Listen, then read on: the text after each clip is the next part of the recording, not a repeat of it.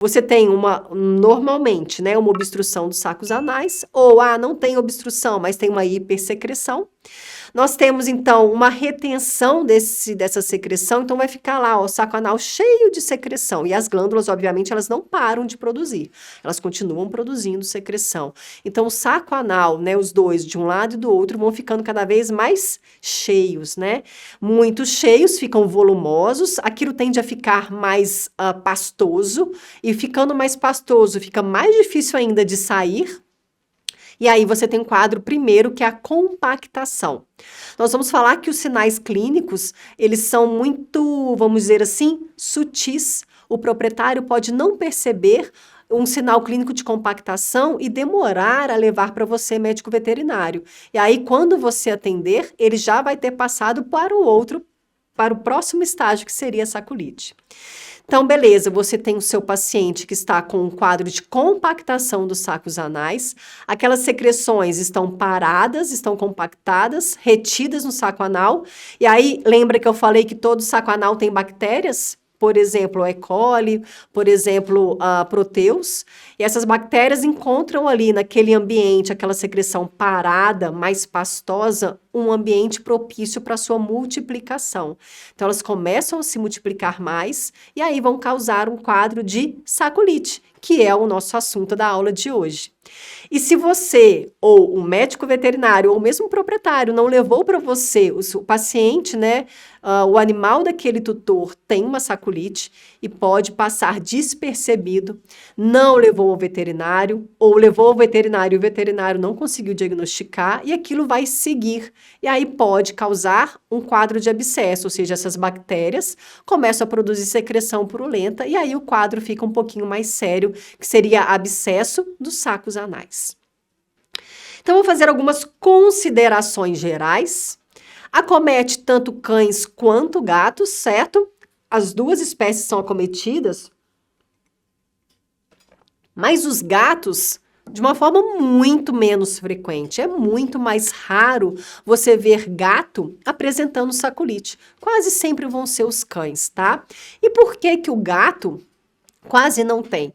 O gato, ele tem muito pouco frequente, porque a secreção dessas glândulas dos sacos anais, eles têm uma maior concentração de secreção lipídica, ou seja, fica mais gorduroso a secreção. A secreção do gato sendo mais gordurosa, ela fica mais fácil de sair, ou menos provável de ser compactada e de ficar retida.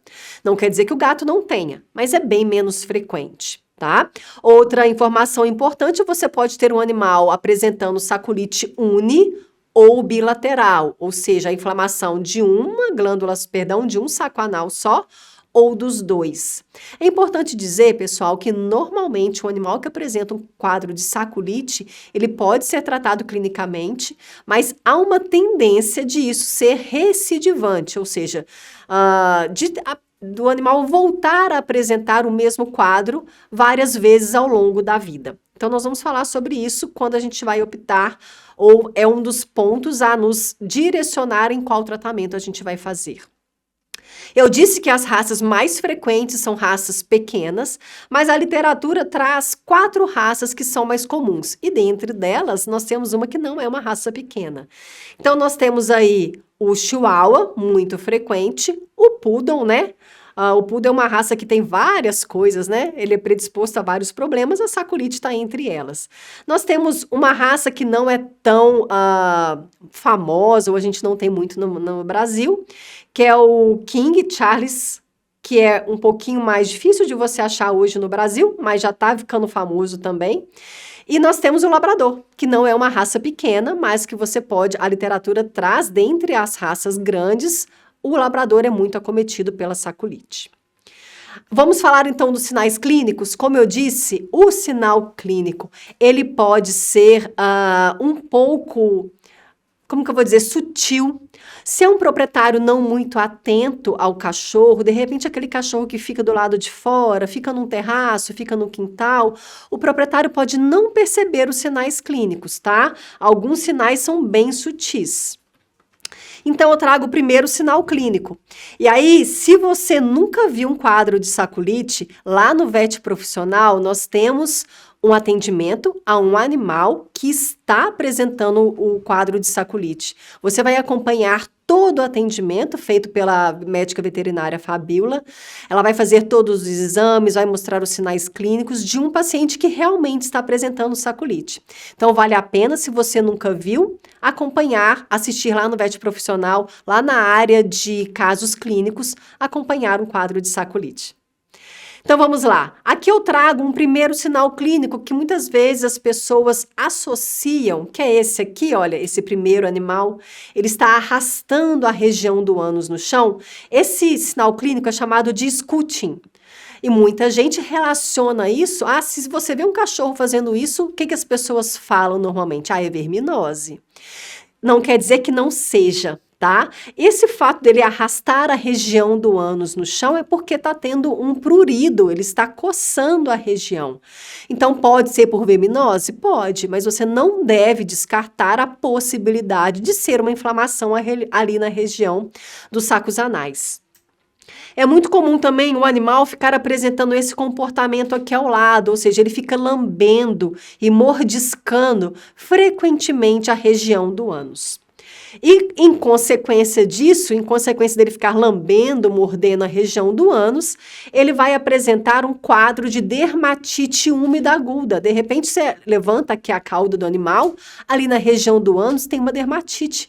E você fala, meu Deus, de onde está vindo isso? Provavelmente é porque o animal estava lambendo, em consequência, de repente, de uma saculite. Outros sinais clínicos. Você pode perceber um animal andando mais desajeitado. Professor, o que é ele andar mais desajeitado? Você percebe que ele está andando diferente, provavelmente por causa da dor. Ele pode estar andando com a cauda um pouco lateralizada também por causa da dor. Desconforto ao sentar. Você percebe que ele não senta com facilidade, ele fica relutando em sentar.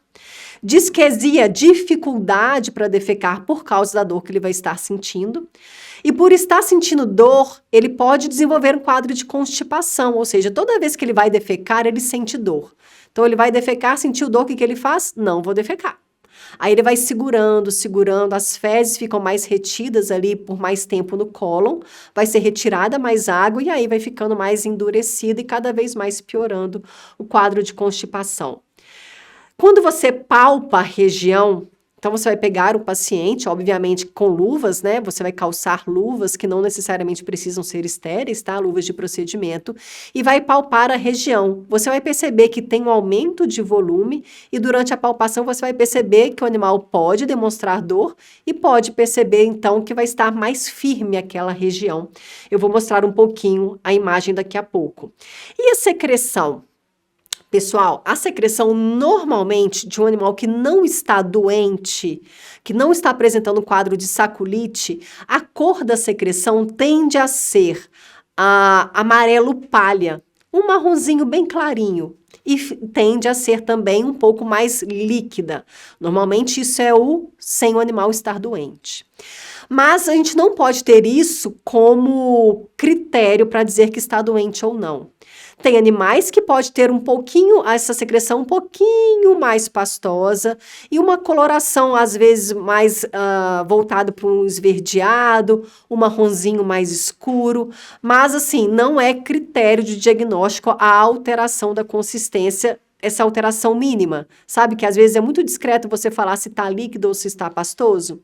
Então, não pode ser usado como sinal clínico. Mas, quando a gente tem animais doentes, nós vamos perceber pelas imagens daqui a pouco que a secreção tende a ficar um pouco mais pastosa e a coloração pode você encontrar estrias de sangue nessa secreção. Então, aqui eu trago uma imagem de um animal, olha, que está apresentando saculite. Percebam que o veterinário, ao palpar essa região do ânus, ele percebe aí que tem um aumento de volume, né? Então, ele tem um aumento de volume de um lado e do outro. Isso é um sinal clínico de saculite. Aqui eu trago outras duas imagens de livros. Percebam nessa figura aqui que tem uma secreção um pouco mais pastosa e um pouco mais escura. Então, se isso está associado com os outros sinais clínicos, dor, dificuldade para defecar, o animal lambendo muito a região, isso já fecha o diagnóstico, né? Quer assistir mais conteúdos como esse? Se inscreva no nosso canal.